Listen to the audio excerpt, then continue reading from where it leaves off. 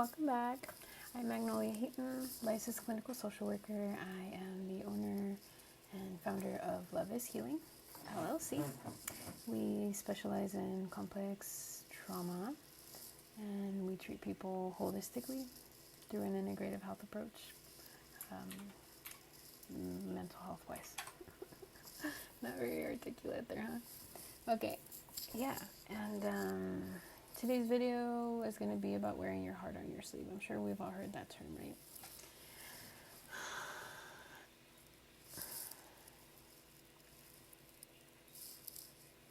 Okay. I'm like, my brain is saying one thing, my heart is saying another thing. So, I'll go with the heart. I remember when I first heard that term-ish, I was at least in high school, but I could have been in middle school. Pretty sure I was in high school, pretty sure I was a freshman. And then someone was like, oh, you really wear your heart on your sleeve? And I was like, what does that even, what? And then they're like, yeah, you're so kind and passionate and open. That's not the words they used. Vulnerable, but that's what they meant, right? And then I was like, oh, yeah, totally, right? Period. As far as I can remember, I've always been that way. And people have always given me back the same energy. Because ultimately, I am really grateful to be alive. I'm really happy to be alive, to have this opportunity, right? It's fun. And I love people so much. And I love relationships, and I love socializing and all these other things. And I'm not afraid to admit it. And I feel annoyed right now because I'm like, I want to say these things, and I have a list of things that I want to talk about. Also, my heart's like, say these things. I went to high school in Southern California, and I mean, either this is true, or I wanted it to be true, or it was true for me at least, but where I went to high school, a lot of people were emo, right?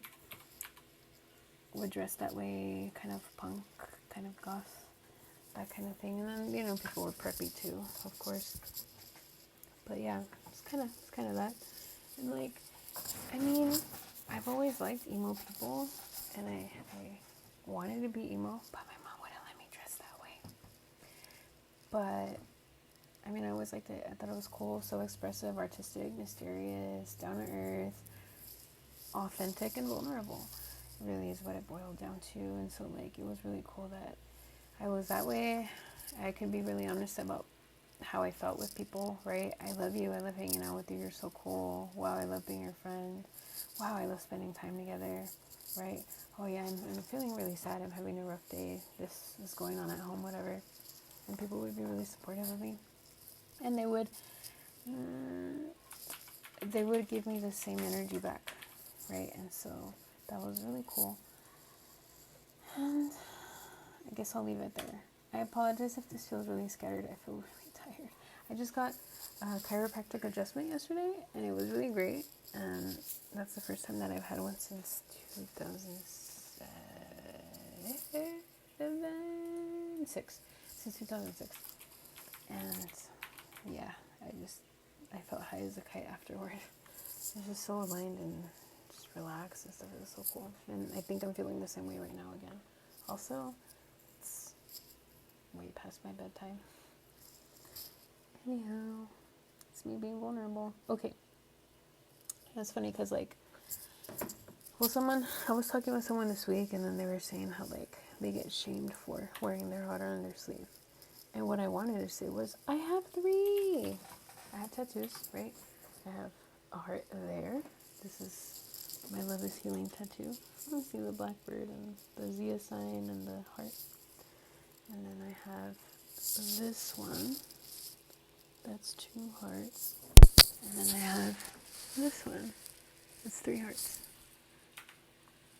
Yeah, I'm pretty sure I just have 3. Oh, technically I have a 4th. That's the heart chakra there. So anyways, yeah. And actually, to be honest with you, the reason, I'm trying to figure out which one came first. I think this was my third tattoo. So yeah, I was so proud of wearing my heart on my sleeve that I got a tattoo. And I definitely wanted to make sure that I incorporated a heart in it, because I was like, yeah, now I can literally say that I wear my heart on my sleeve. And I was just so excited and so proud of it. And like, I really wouldn't take that back. And like, duh, we're called Love is Healing. Love is great, right?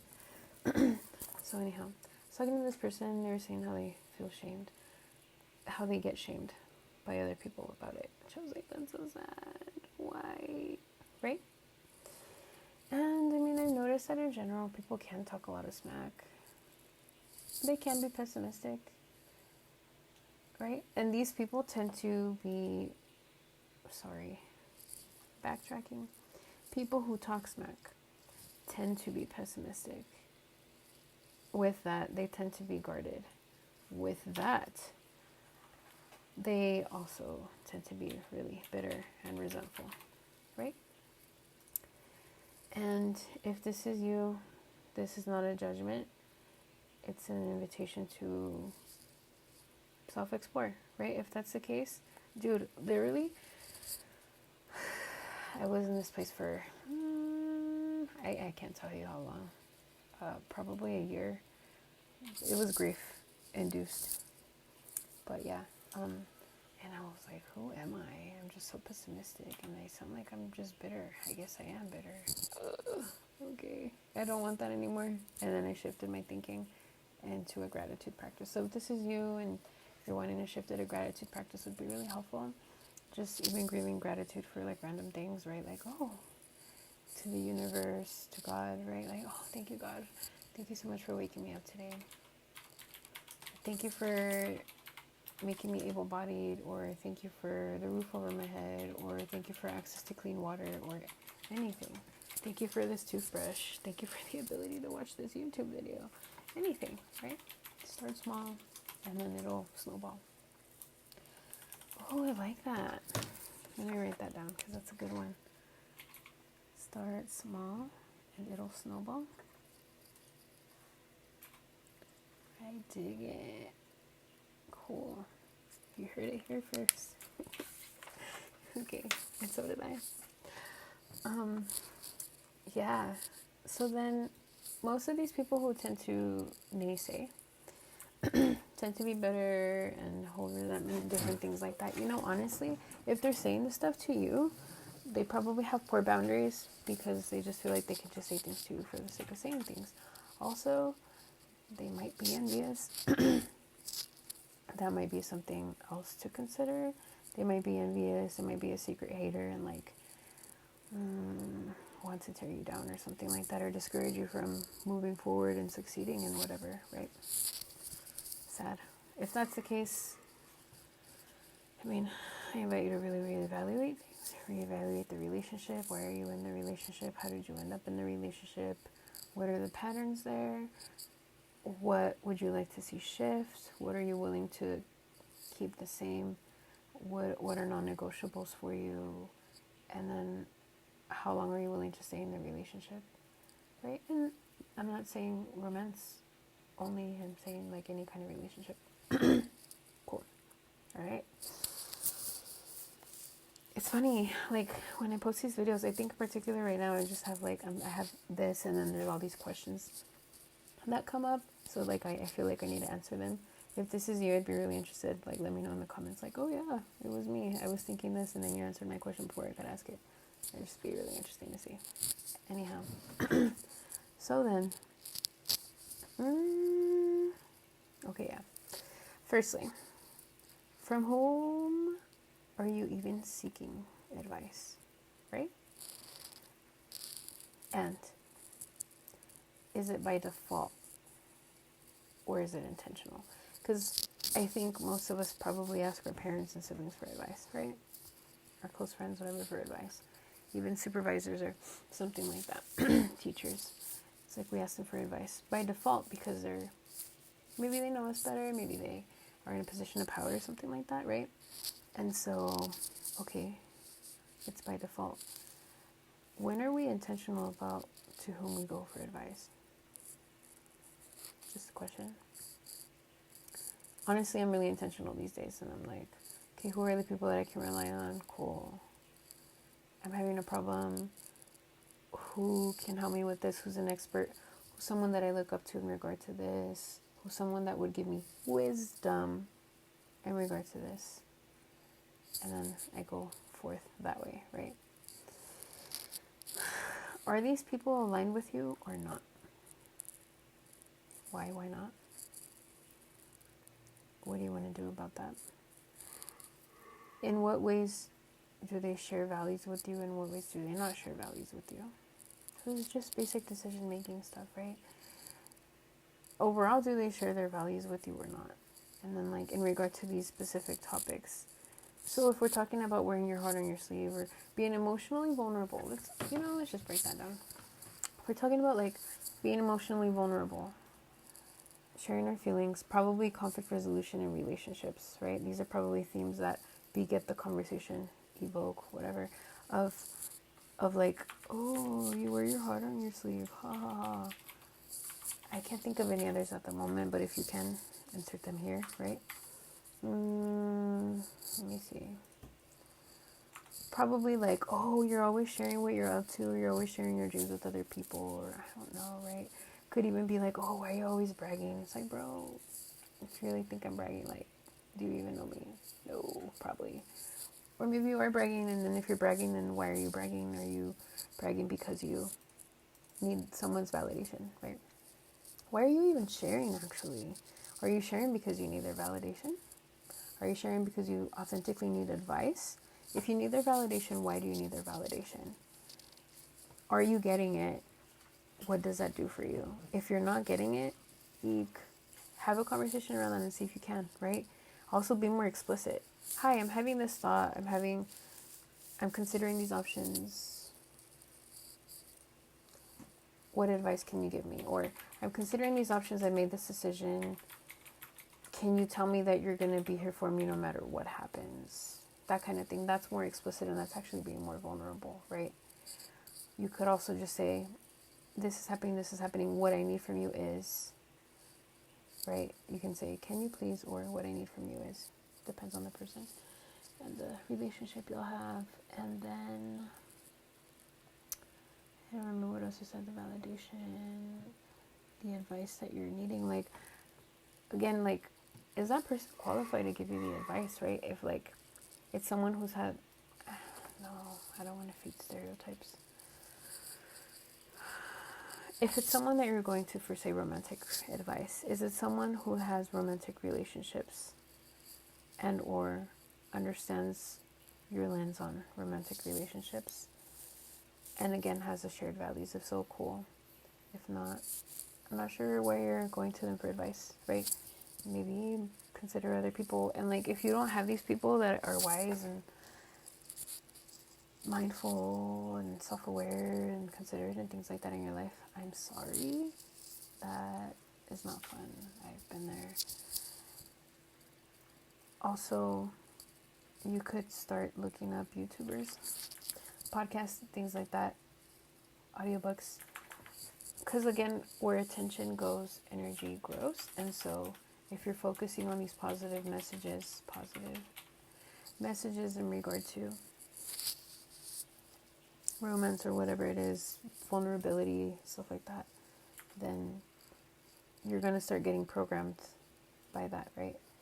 We become the energy that is around us. So if you're surrounded by pessimism and complaining and bitterness and stuff like that, then you're going to become that. And if you're surrounded by hope and neutrality and can't think of that word that people don't like, tolerance, we become that also. So those are some ideas of other places you could go, right? You could also journal about it and figure it out yourself of, like, what are the patterns? What am I saying? Why am I saying that? Again, asking these questions, you're inviting that mindfulness component, right? I think that's all I want to say on that. Secondly, the relationships that matter most in life require you to wear your heart on your sleeve. They require you to wear your heart on your sleeve. if you are to have them succeed and to be the most fulfilling relationships in your life. I'll say that again. The relationships that matter most require you to wear your heart on your sleeve if you are to have them succeed and be the most fulfilling relationships in your life. Typically, these relationships are children, spouses, besties, mentors, right? If we don't allow other people to see us, if we're hiding how we truly feel, one, that's a trauma response. Two, they're never really going to see us. And we're going to be attracting people who can't see us because that's the vibration that we're in. So if you want to be vulnerable and start valuing yourself and things like that, start being kind to yourself. Check yourself in regard to that self-talk, right? I'm a POS. No, I'm human, right?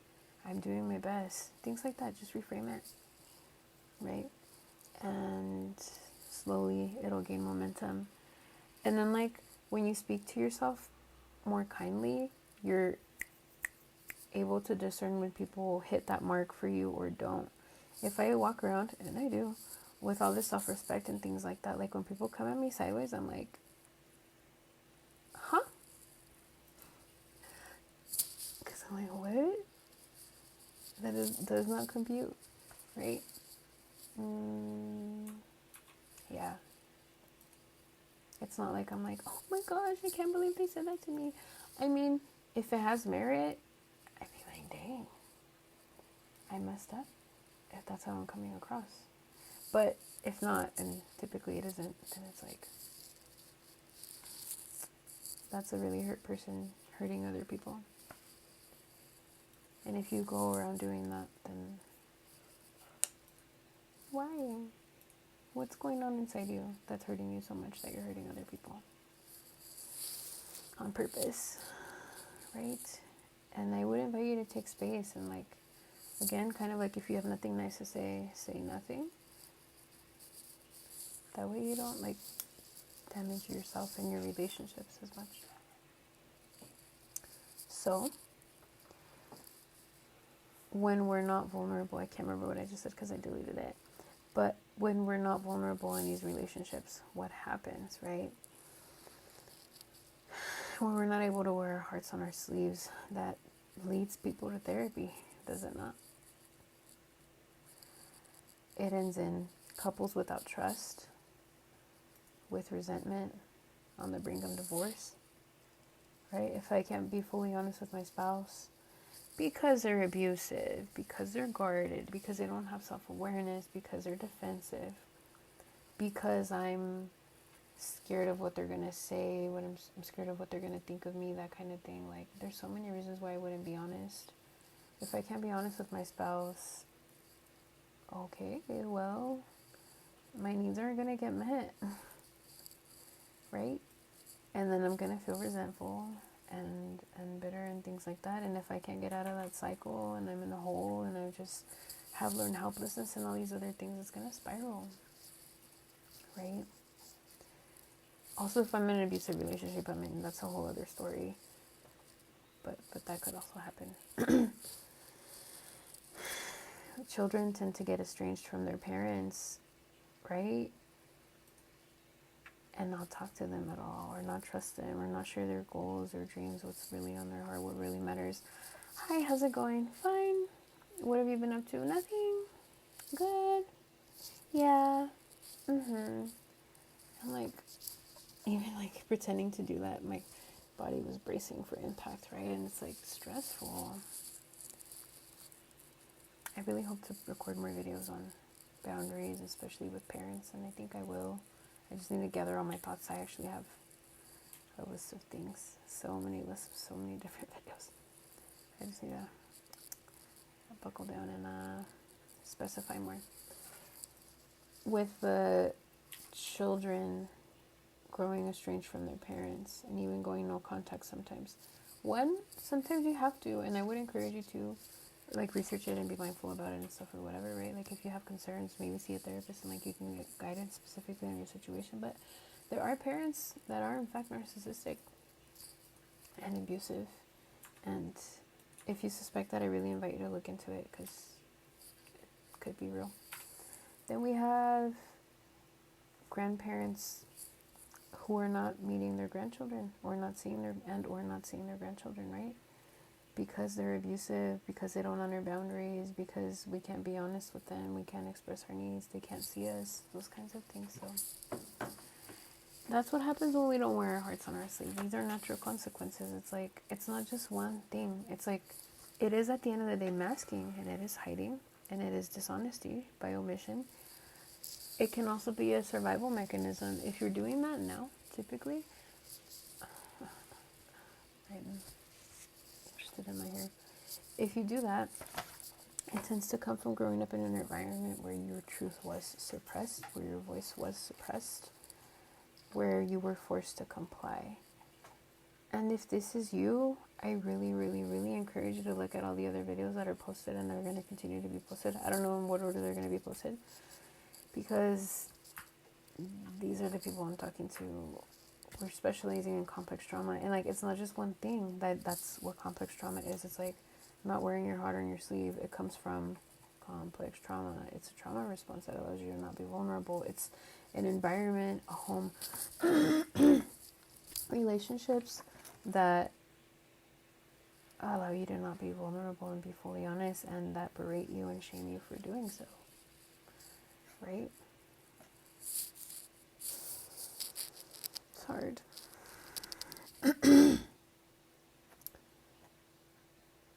I think I've sprinkled enough throughout the video of like what you can do and different questions you can ask yourself. So if you need to go back, replay it several times, whatever, pause, rewind, fast forward, and peep those questions to self-reflect. But really, if you're not working with a therapist, I would invite you to, right? Okay, so then the more positive side of things, the brighter side of things. It doesn't feel as relevant right now, but I'm gonna say it anyway, that as I was like writing the different notes for the video, I was thinking about the Bible and how the Bible tells us to be like children.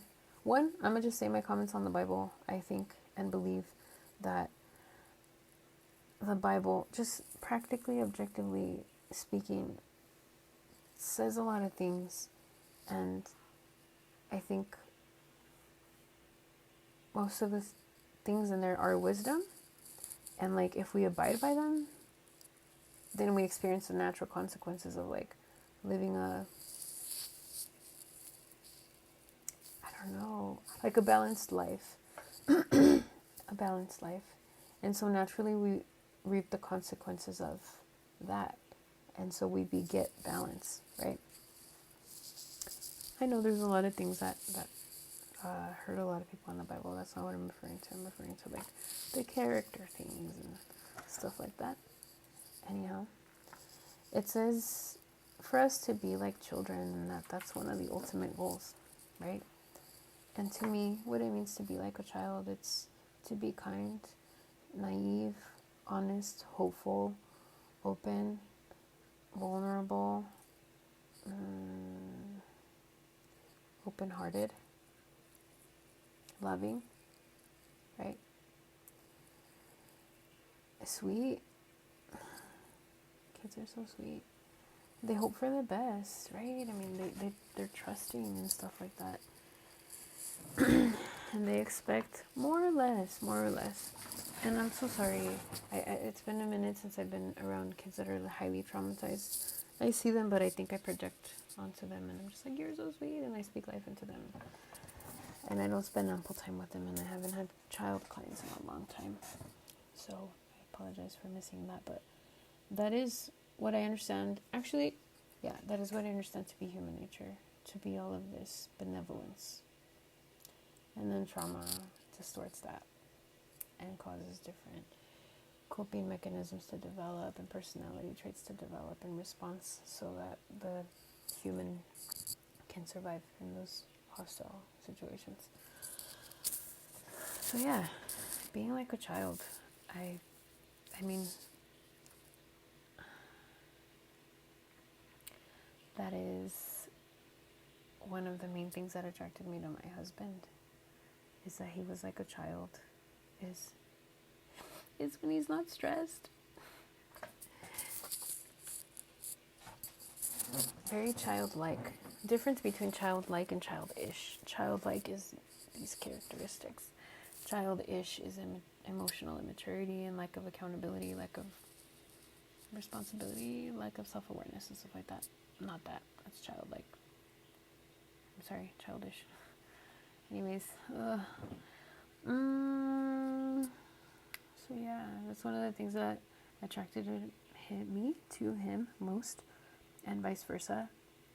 Like, we would just have fun and be carefree and things like that, and we would get to know each other, because like we weren't attached to like outcomes and things like that, and like we were connecting heart to heart, and I was getting to know him and his ambitions and his true self, because things were easy, because they flowed, because we were honest, because the judgment wasn't there and stuff like that. And I love that, and it's so cool and it's so fun. And I know that at least some of you have experienced that before, and like, isn't it so liberating? And isn't that what we truly want, is for other people to know us and accept us, help us work through our stuff, wounds, and love us nonetheless, and help us grow through that?